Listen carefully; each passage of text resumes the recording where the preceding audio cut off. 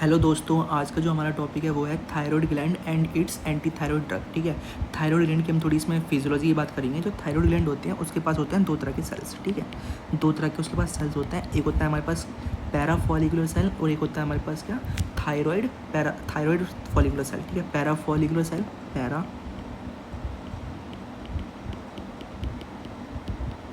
Para follicular cells, और दूसरे जो होते हैं वो होते हैं हमारे पास क्या, फॉलिकुलर सेल्स, फॉलिकुलर सेल्स। ठीक है, पैरा फॉलिकुलर सेल्स का एक और नाम होता है, उसका नाम है सी सेल। ठीक है, सी सेल ही बोलते हैं इसको। ये रिलीज करता है कैल्सिटोनिन। ठीक है, ये क्या रिलीज करता है, कैल्सिटोनिन। ठीक है, कैल्सिटोनिन ये रिलीज करता है, और ये रिलीज करते हैं T3 और T4 को। ठीक है, ये रिलीज करते हैं T3 को और T4 को। ठीक है, बहुत आसान है। जो थायराइड ग्लैंड है, थायराइड ग्लैंड, उसके पास होते हैं दो तरह के सेल्स, पैरा फॉलिकुलर सेल्स और follicular cells. Para follicular cells का एक नाम होता है सी सेल। सी सेल जो होता है वो कैल्सिटोनिन बनाता है, और जो फॉलिकुलर सेल्स हैं वो बनाते हैं T3 एंड T4। ठीक है, T3 और T4। और इनका जो ये जो रिलीज़ कर रहा है ना, जो थायराइड ग्लैंड जो रिलीज़ कर रहा है हार्मोन्स अपने, ये T3 T4 कैल्सिटोनिन, ये किसके अंडर में होता है, TSH हार्मोन के। ठीक है, TSH हार्मोन के। जो TSH हार्मोन है वो रिलीज़ होता है पिट्यूटरी, एंटीरियर पिट्यूटरी उसे रिलीज़ करती है। ठीक है, एंटीरियर पिट्यूटरी TSH हार्मोन को रिलीज़ करती है, और TSH हार्मोन थायराइड के जो हार्मोन्स हैं उनको रेगुलेट करती है, उनके रिलीज़ को रेगुलेट करती है। कितना रिलीज़ होना है कितना नहीं होना, वो थायराइड स्टिमुलेटिंग हार्मोन उसको देखेगा। ठीक है, हम बात को आगे ले चलते हैं। देखो सुनो, जो T3 है इसका एक नाम होता है ट्राई आयोडो थायरोनिन। ठीक है, ट्राई आयोडोथायरोनिन। और जो T4 है, T4 का नाम होता है थायरोक्सिन। ठीक है, थायरोक्सिन। ठीक है, T3 का जो नाम होता है वो होता है ट्राई आयोडोथायरोनिन, और जो T4 का नाम होता है वो होता है थायरोक्सिन। ठीक है, T4 का नाम होता है थायरोक्सिन, और जो T3 का नाम होता है वो होता है ट्राई आयोडोथायरोनिन। जो थायराइड ग्लैंड इन दोनों को बनाती है, T3 तो कम बनाती है, T4 को ज़्यादा बनाती है। ठीक है, T3 को कम बनाती है, T4 को ज़्यादा बनाती है। कौन बनाती है, थायराइड ग्लैंड बनाती है। ठीक है, ओके। और जो कैल्सिटोनिन का जो काम है, कैल्सिटोनिन का जो काम है, ये रेगुलेट करता है कैल्शियम के मेटाबॉलिज्म को। ठीक है, रेगुलेट कैल्शियम मेटाबॉलिज्म। ठीक है, कैल्शियम को जो मेटाबॉलिज्म है उसको रेगुलेट करता है। ठीक है, कैल्शियम को जो मेटाबॉलिज्म है उसको रेगुलेट करता है। ठीक है, अब सुनो, देखो अगर थायराइड हार्मोन की डेफिशिएंसी हो जाती है, ठीक है, बच्चे के अंदर अलग और एडल्ट के अंदर अलग। ठीक है, थायराइड हार्मोन की डेफिशिएंसी हो जाती है बच्चे के अंदर अलग, एडल्ट के अंदर अलग। ठीक है, यहाँ पर मैं लिखता हूँ थायराइड हार्मोन डेफिशिएंसी। ठीक है, बच्चे के अंदर अलग, इन चिल्ड्रन, इन एडल्ट। ठीक है, एडल्ट के अंदर अलग और बच्चे के अंदर अलग। अगर बच्चे के अंदर कमी होती है तो उसको बोलते हैं हम क्रिएटिनिज्म। ठीक है, इसको होता है क्रिएटिनिज्म। ठीक है, अगर यही कमी थायराइड हार्मोन की जो कमी है एडल्ट के अंदर होती है उसे बोलते हैं मिक्सोइडिमा। ठीक है, मिक्सोइडिमा। ठीक है, अगर यही कमी थायराइड हार्मोन की कमी एडल्ट के अंदर होती है मिक्सोइडिमा बोलते हैं, बच्चे के अंदर होती है तो क्रिएटिनिज्म बोलते हैं, क्रिएटिनिज्म। ठीक है, किसकी कमी हो रही है, T3 T4 कैल्सिटोनिन की कमी हो रही है। ठीक है, इसके अंदर जो क्रिएटिनिज्म है उसके अंदर तो मेंटल रिटार्डेशन ही देखा जाता है जनरली। ठीक है, मेंटल रिटार्डेशन,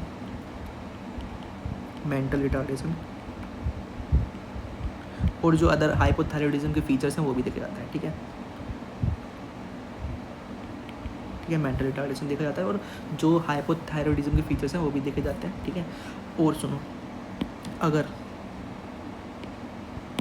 जो थायराइड हार्मोन की टॉक्सिसिटी हो जाती है उसे बोलते हैं थायरोटॉक्सिकोसिस। ठीक है, हाइपर सीक्रेशन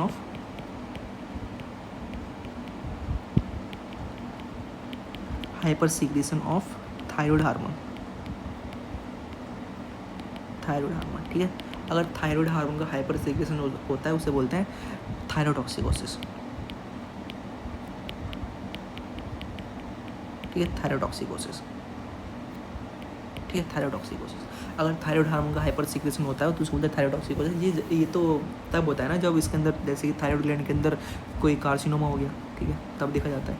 ठीक है, और अब हम देखते हैं इसका सिंथेसिस, ठीक है। अब हम आते हैं सिंथेसिस पे, सिंथेसिस। अब हम देखते हैं इसका सिंथेसिस, ठीक है। सिंथेसिस कि थायराइड ग्लैंड कैसे बनाती है अपने हार्मोन्स, ठीक है। T3 T4 और T4 कैसे बनाती है वो देखते हैं, ठीक है। इसके पास दो तरह के सेल्स होते हैं। कौन कौन से सेल होते हैं? पैराफॉलिकुलर सेल्स और फॉलिकुलर सेल्स, ठीक है। मैं यहाँ पे सेल बनाता हूँ, कौन सा है? ये रहा। इसका नाम है क्या? ठीक है, ये जो मैंने बनाया है इसका नाम है फॉलिकुलर सेल, फॉलिकुलर सेल। इसके पास एक ट्रांसपोर्टर होता है, ये रहा ट्रांसपोर्टर, ठीक है। वो ट्रांसपोर्टर ये रहा, ठीक है। इसका नाम है क्या? सोडियम आयोडाइड सिम्पोर्टर, ठीक है। सोडियम आयोडाइड सिम्पोर्टर, ठीक है। ये का काम करता है, ये जो यहाँ पे आयोडाइड आयन है, ठीक है। आयोडाइड आयन जो ब्लड के अंदर है उसको ये एक्टिव ट्रांसपोर्ट के थ्रू अंदर भेज देगा। किसके अंदर? फॉलिकुलर सेल के अंदर। ये सिम्पोर्टर क्या काम करता है? ये जो ट्रांसपोर्टर ये क्या काम करता है? जो आयोडाइड आयन है, आयोडाइड आयन एक्टिव ट्रांसपोर्ट के थ्रू फॉलिकुलर सेल के अंदर भेज देगा, ठीक है। किसके थ्रू? एक्टिव ट्रांसपोर्ट के थ्रू। किसके थ्रू? एक्टिव ट्रांसपोर्ट के थ्रू, ठीक है। एक्टिव ट्रांसपोर्ट के थ्रू,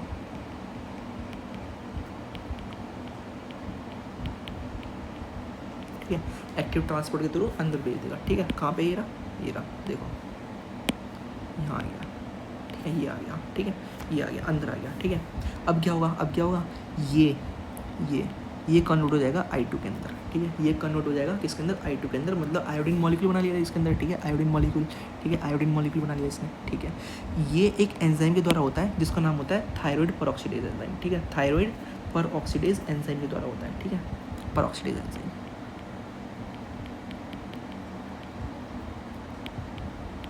ठीक है।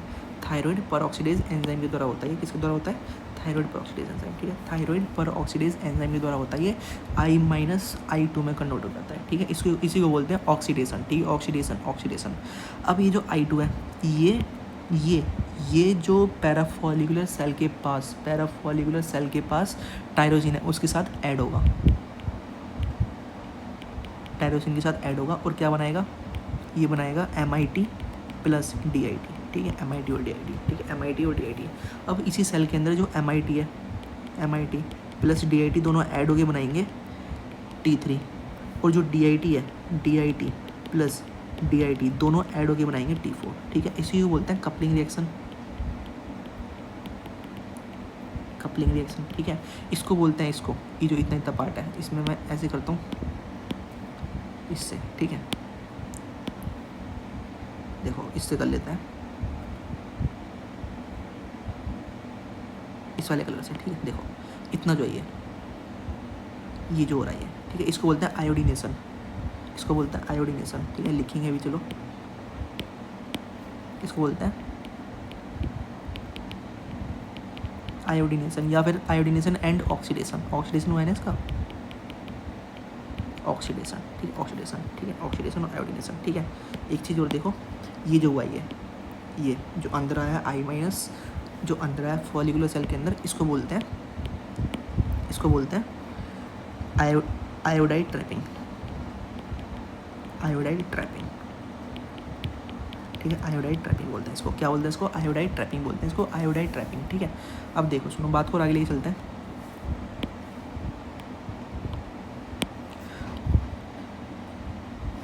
जो T3 और T4 है, ये दोनों के दोनों ब्लड के अंदर रिलीज होते हैं, ठीक है। रिलीज इनटू ब्लड, ठीक है। अब ये कितना रिलीज होंगे कितना नहीं होंगे ये डिपेंड करता है TSH पर, ठीक है। TSH पर ये रिलीज डिपेंड करता है, ठीक है। ये under the control of TSH होता है, ठीक है। अंडर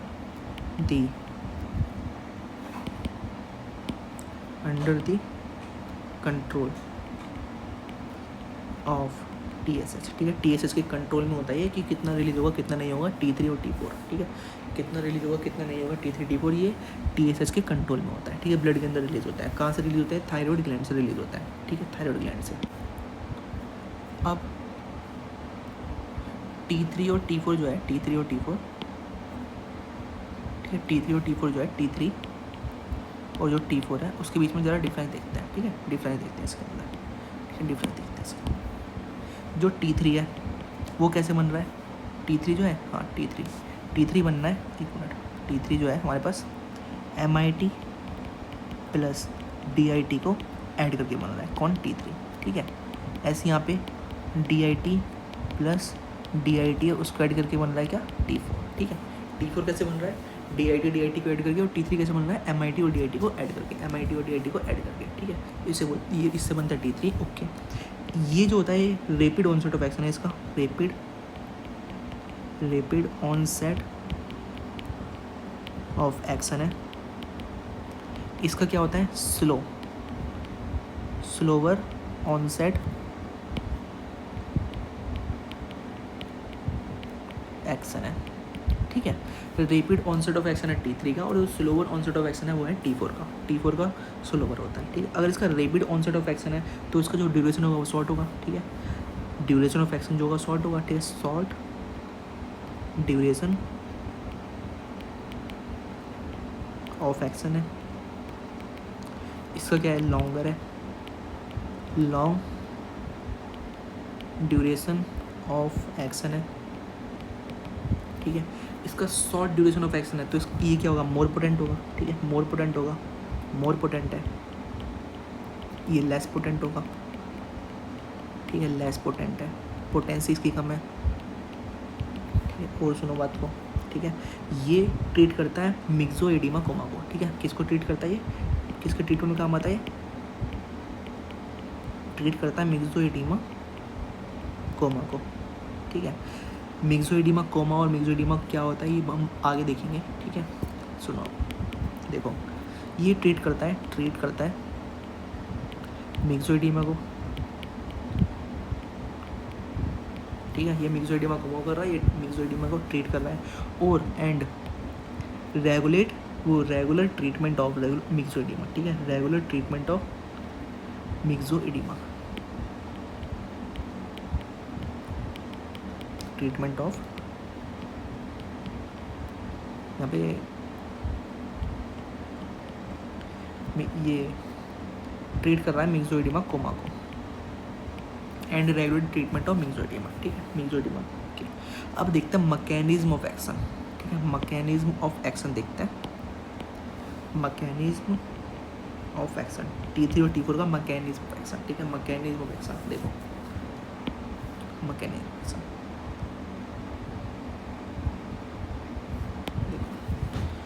देखो, T3 और T4, जो T3 एंड T4 है, एंड T4, ठीक है, ये एंटर करते हैं सेल के अंदर, ठीक है। सेल के अंदर एंटर करते हैं, एंटर्स द सेल, ठीक है। जैसे ही सेल के अंदर एंटर करेंगे, जो T4 है वो T3 में कन्वर्ट हो जाएगा, और जो T3 है, T3 जो है वो कंबाइन करता है न्यूक्लियर रिसेप्टर के साथ, ठीक है। कंबाइंड विद न्यूक्लियर रिसेप्टर, ठीक है। न्यूक्लियर रिसेप्टर के साथ कंबाइन करता है, ठीक है।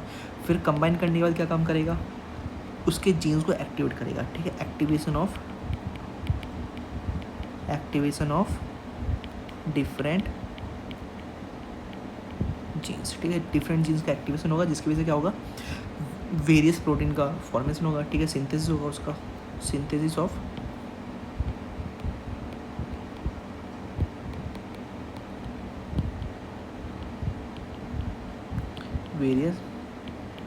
वेरियस प्रोटीन, और उसका इफेक्ट होगा, ठीक है, सो इफेक्ट, ठीक है। इफेक्ट उसका सो होगा। अब हम देखते हैं इसकी प्रिपरेशंस, ठीक है। प्रिपरेशन देखते हैं, ठीक है। इसकी अब हम देखते हैं प्रिपरेशंस, क्या देखते हैं इसकी प्रिपरेशंस,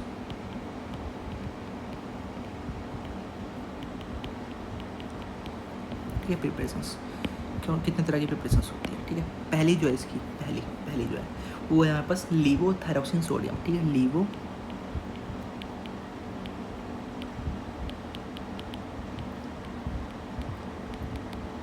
लीवोथायरॉक्सिन सोडियम होती है, ठीक है। और जो दूसरी प्रिपरेशन है वो है हमारे पास क्या, लियोथायरोनिन, ठीक है। लियोथायरोनिन, ठीक है। लीवोथायरॉक्सिन सोडियम और लियोथायरोनिन, लीवोथायरॉक्सिन सोडियम और लियोथायरोनिन, ये जो होती है लीवोथायरॉक्सिन सोडियम, इसको हम IV भी दे सकते हैं और ओरली भी दे सकते हैं, ठीक है। IV भी देते हैं और ओरली भी देते हैं, ठीक है। और जो लियोथायरोनिन है ये सिर्फ ओरली दी जाती है, ठीक है। ओरली दी जाती है, ठीक है। ओरली दी जाती है, ठीक है। ओरली दी जाती है, कौन दी जाती है, लियोथायरोनिन, ठीक है। लीवोथायरोक्सिन सोडियम और लियोथायरोनिन। लीवोथायरोक्सिन सोडियम जो होती है वो आईवी ओरल दोनों दे सकते हैं, और जो लियोथायरोनिन है वो सिर्फ ओरल दी जाती है, ठीक है। इसके थेराप्यूटिक यूज़ की बात करते हैं। थेराप्यूटिक यूज़ जो है इसका,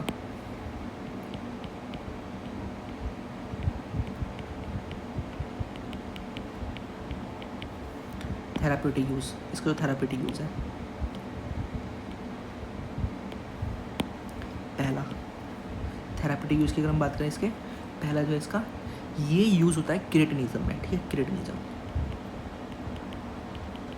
ठीक है। जो क्रेटिनिज्म होता है वो बच्चे के अंदर T3 और T4 की मात्रा कम हो जाती है। अब सपोज दैट कोई न्यूबॉर्न बेबी है, ठीक है, अभी अभी उसका जन्म हुआ है, उसके अंदर T4 T3 की मात्रा कम है। अगर उसके अंदर T4 T3 की मात्रा को सही नहीं किया गया, ठीक है, नॉर्मल नहीं किया गया, तो उसको जो उसकी नॉर्मल ग्रोथ नहीं होगी, ठीक है, ब्रेन की डेवलपमेंट नहीं होगी, मेंटल रिटार्डेशन हो जाएगा उसको, ठीक है। इसलिए जब भी कोई बेबी जन्म होता है किसी बेबी का, तो उसके अंदर T3 T4 की मात्रा जल्द से जल्द सही करी जाए, ठीक है, मतलब रेगुलेट की जाती है उसके अंदर, ठीक है। उसका ट्रीटमेंट जो है जल्द से जल्द स्टार्ट किया जाता है, जिसकी वजह से उसकी नॉर्मल ग्रोथ हो और ब्रेन का जो डेवलपमेंट है वो सही हो, ठीक है। दूसरा जो है इसके अंदर इसका जो यूज़ है वो है मिक्सोइडिमा, ठीक है, मिक्सोइडिमा, ठीक है, मिक्सोइडिमा। अब देखो मिक्सोइडिमा में क्या होता है, T4 T3 की मात्रा कम ही होती है, ठीक है, T4 T3 की मात्रा कम होती है ना। अब बच्चे के अंदर तो है क्रेटिनिज्म और एडल्ट के अंदर होती है मिक्सोइडिमा। अब जो एडल्ट होता है, ठीक है, एडल्ट भी इसके अंदर दो तरह के होते हैं। एक तो जिनको CAD कोरोनरी आर्टरी डिजीज़ जिनको नहीं है, ठीक है, कि कोरोनरी आर्टरी डिजीज़ के चांस बहुत कम है, मतलब है ही नहीं उनके अंदर, और जिसके अंदर CAD की मात्रा, मतलब CAD की जो रिस्क है वो बहुत ज़्यादा है, ठीक है। मिक्सोइडिमा जो होता है ये एडल्ट के अंदर होता है, ठीक है। क्रेटिनिज्म जो होता है बच्चे के अंदर होता है, और मिक्सोइडिमा जो है वो एडल्ट के अंदर होता है। अब जो मिक्सोइडिमा है उसके अंदर कोरोनरी आर्टरी डिजीज़ उन पेशेंट के अंदर जिनके अंदर कोरोनरी आर्टरी डिजीज़ के चांस है ही नहीं, और एक वो पेशेंट है जिनके अंदर कोरोनरी आर्टरी डिजीज़ के चांस बहुत ज़्यादा है, ठीक है। जिनके पास है ही नहीं उसके अंदर हम स्टार्ट कर सकते हैं लीवोथायरोक्सिन, ठीक है, लीवोथायरोक्सिन सोडियम हाई डोज में, ठीक है, high dose, start high dose of levothyroxine, ठीक है, लीवोथायरोक्सिन सोडियम, ठीक है। लीवोथायरोक्सिन सोडियम हम इनके अंदर हाई डोज स्टार्ट कर सकते हैं, जैसे कि हो गया हमारे पास 50 से 100 माइक्रोग्राम पर डे, ठीक है। कैसे दी जाती है, एम्प्टी स्टमक में,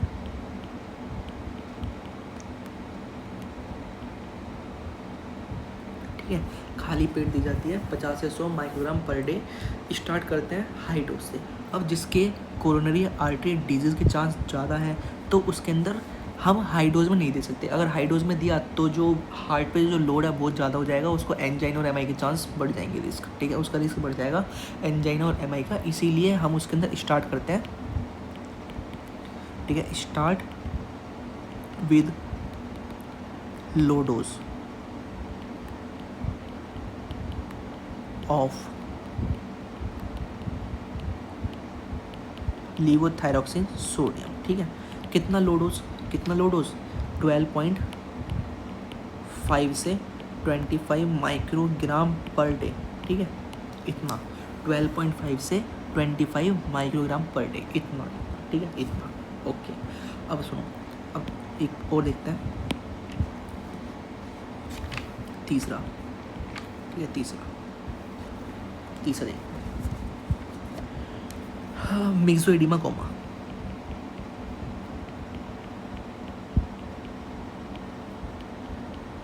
ठीक है, तीसरा होता है मिक्सोइडिमा कोमा, ठीक है। ये जो मिक्सोइडिमा कोमा है, मतलब इसके अंदर मतलब एक तरह से पेशेंट कोमा में चला गया ना। ये कैसे, ये कब होता है, जब हाइपोथायरॉयडिज्म का पेशेंट ट्रीट ना किया जाए लंबे समय तक, ठीक है, ट्रीट ना किया जाए। मिक्सोइडिमा कोमा कब होता है, जब हाइपोथायरॉयडिज्म का पेशेंट ट्रीट ना किया जाए लंबे समय तक, ठीक है, तो इसको एक मेडिकल इमरजेंसी हो जाती है, ठीक है। इसका जो क्लिनिकल फीचर्स देखता हूँ, इसको क्या क्या होगा, क्लिनिकल फीचर्स, ठीक है, क्लिनिकल फीचर्स, इसके जो क्लिनिकल फीचर्स है, इसको ठंड लगेगी, ठीक है, हाइपोथायरॉयडिज्म, सॉरी हाइपोथायरॉयडिज्म नहीं, हाइपोथर्मिया, ठीक है, इसको ठंड लगेगी, हाइपोथर्मिया। इसकी जो हार्ट रेट है वो कम हो जाएगी, ब्रेडिकार्डिया, ठीक है, ब्रेडिकार्डिया। और क्या होगा, और क्या होगा, जो इसकी जो छाती है वो भारी भारी रहेगी, मतलब जो इसका जो लंग्स है उसके चारों तरफ फ्लूइड आ जाएगा, प्लूरल इफ्यूजन।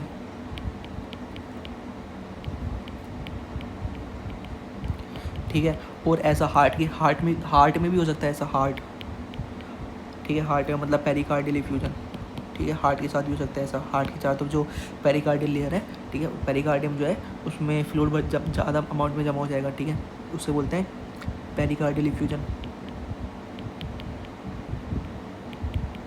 पेरिकार्डियल इफ्यूजन, ठीक है, पेरिकार्डियल इफ्यूजन, ठीक है। और सुनो, और देखते हैं, और जो प्लाज्मा में जो T3 T4 का जो लेवल है वो हमेशा डिक्रीज रहेगा, ठीक है, प्लाज्मा T3 T4 और TSH ये हमेशा कम रहेंगे, ठीक है, ये कम रहेंगे। T3 T4 और TSH क्या रहेंगे, प्लाज्मा के अंदर कम रहेंगे, ठीक है। प्लाज्मा का जो लेवल होगा T3 T4 TSH का वो कम रहेगा, ठीक है। इसकी ट्रीटमेंट में हम क्या कम करेंगे, इसका ट्रीटमेंट देख लेते रहेगा ठीक से। इसका जो ट्रीटमेंट होगा, इसको तो लीवोथायरोक्सिन तो दिया जाएगा, ठीक है, लीवोथायरोक्सिन, जैसा मैंने बताया कि इसको ये मेडिकल इमरजेंसी है तो आईवी दिया जाएगा, ठीक, आईवी दिया जाएगा। और जो देखो T3 T4 की मात्रा कम है तो इसके अंदर जो इलेक्ट्रोलाइट इम्बैलेंस रहेंगे, ठीक है, हाइपोनेट्रीमा रहेगा, इसको तो आईवी फ्लूइड दिया जाएगा, ठीक है, आईवी फ्लूइड दिया जाएगा, आईवी फ्लूइड दिया जाएगा, ठीक है। अगर इलेक्ट्रोलाइट बैलेंस है तो कोई दिक्कत नहीं है, आईवी फ्लूइड नहीं देंगे उसको, ठीक है, टू ट्रीट हाइपोनेट्रीमिया, ठीक है, हाइपोनेट्रियम और ट्रीट करने के लिए आईवी फ्लूइड दिया जाता है, ठीक है। देखो इसको ठंड लग रही है, हाइपोथर्मिया, तो इसको वार्म किया जाएगा, ठीक है, वार्म द पेशेंट, ठीक है, पेशेंट को गर्म किया जाएगा, ठीक है। अगर इसको ब्रैडीकार्डिया और ज़्यादा इसको दिक्कत होने लगी तो वेंटिलेटर सपोर्ट भी दिया जाएगा, ठीक है, वेंटिलेटर सपोर्ट,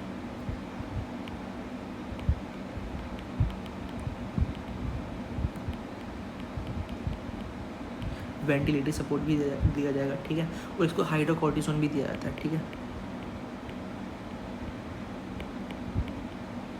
हाइड्रोकोर्टिसोन। ये क्यों दिया जा रहा है, ये दिया जा रहा है एड्रीनल इनसफिशिएंसी को कवर करने के लिए, ठीक है, एड्रीनल इनसफिशिएंसी को कवर करने के लिए हाइड्रोकोर्टिसोन दिया जाता है, ठीक है, हाइड्रोकोर्टिसोन दिया जाता है। और जो इसके वो है चौथा और पांचवा जो थेरापेटिक यूज़ है, थायराइड कार्सिनोमा में यूज़ होता है, ठीक है, थायराइड कार्सिनोमा में यूज़ होता है, ठीक है, बिनाइन थायराइड नोड्यूल में ये यूज़ होता है, बिनाइन, ठीक